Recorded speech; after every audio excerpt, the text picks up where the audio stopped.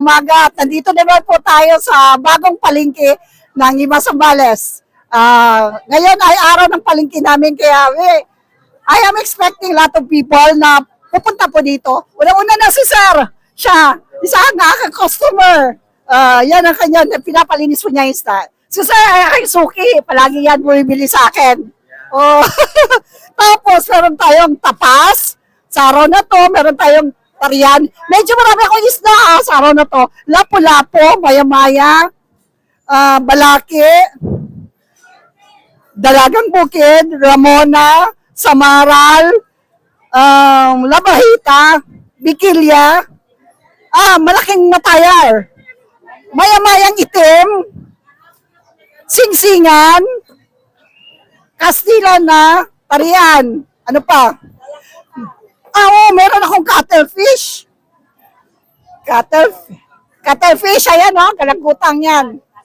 Pabayute, meron din po tayo ngayon.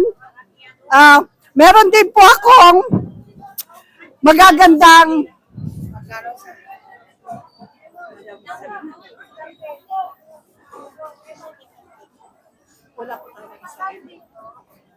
eto, yellowfin. May lapu-lapo. Meron tayong lapu-lapo, senyorita. Okay, mamimili ang aking suki, Mrs. Lau. This one. Okay, meron din po akong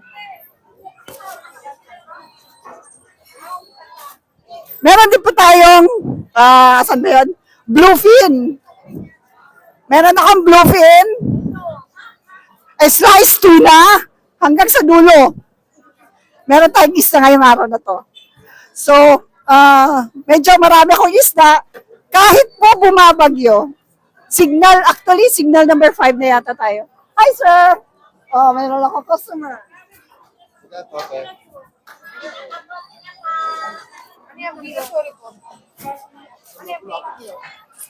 Medyo mataas ang isda natin ngayon kasi walang nakalaot. Ang mga magiging ngayon na lumaot kagabi, buwis buhay po talaga sila. Kukunti lang ang nakalaot, pero talagang medyo mahirap talaga lumaot, pero kinaya nila alang-alang sa kanilang mga pamilya. Ayun po, sir.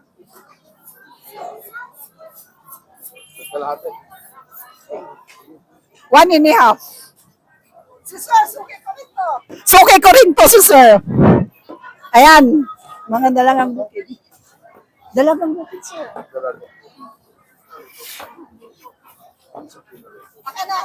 Kukuha rin si sir ng dalagang bukid.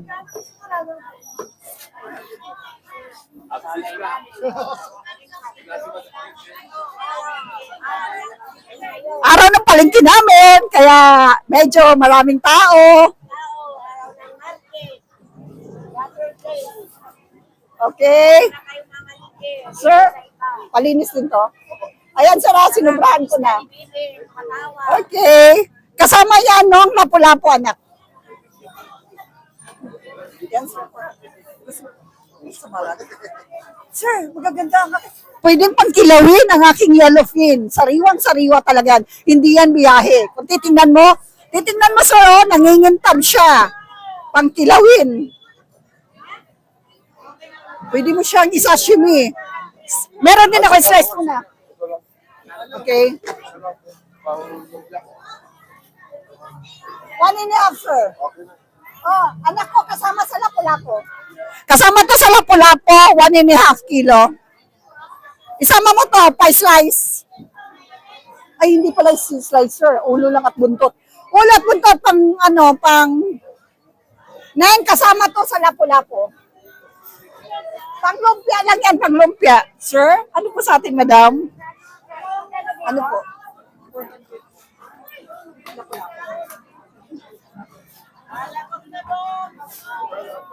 Magkano daw na anak ko? Lapu-lapo.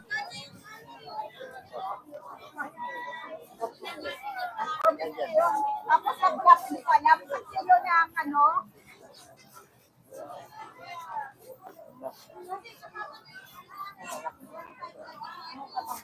sabi mo kay sir.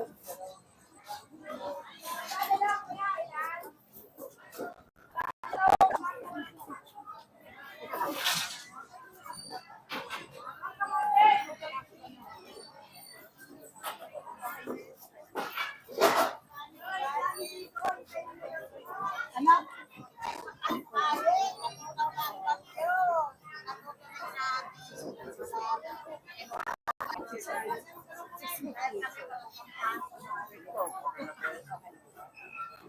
Okay na yan kay sir? Okay na. Ito pa yung kay sir, anak na po. Alam po.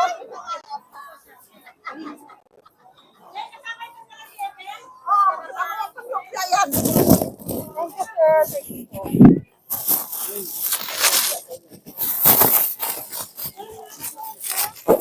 Buntot at saka ano lang yan yung buntot. Ulo lang ang sakad, sir.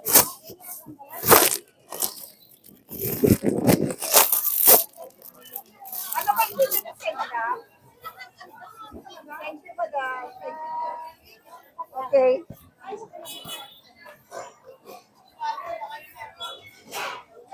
Yung kay sir, nakuha na rin yung kay sir kanina. Okay. Yan na lang yung kay sir. Okay.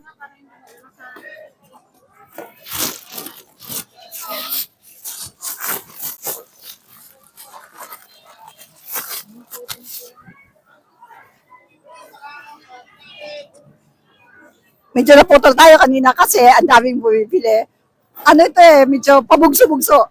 May tao, wala, may tao. And then, pag wala na naman, ganon. Ganon dito sa palengke. Maya-maya may bumibili. Hello, madam. Ano?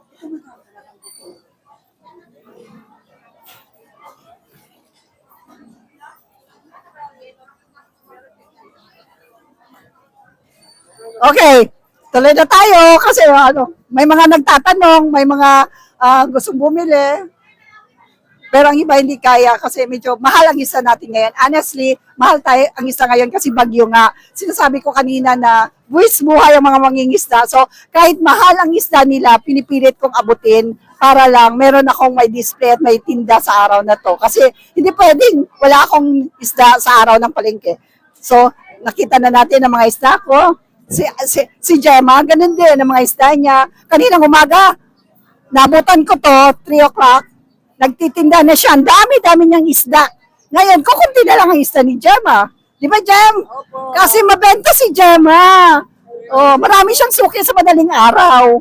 Tilapia, bonito, at bangus pa rin ang mga paninda niya. Every day. Ganun ang tinda ni Gemma sa araw na to. Okay. At magandang umaga po sa ating lahat. Yun lamang po.